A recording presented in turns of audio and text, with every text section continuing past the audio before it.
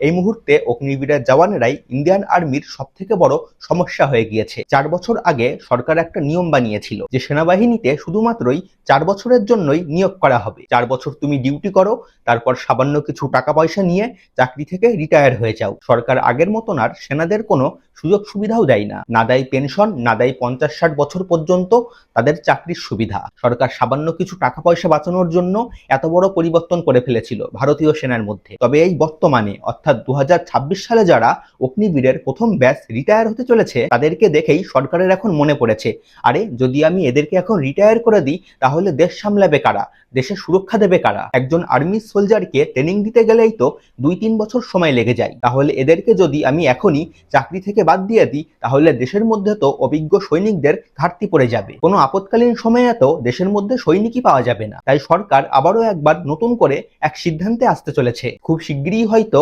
অগ্নিবীরের চাকরির সময়কাল তারা বাড়িয়ে দিতে পারে এবং পার্মানেন্ট চাকরির রেশিও 25% থেকে বাড়িয়ে 50% অথবা 75% করে দিতে পারে।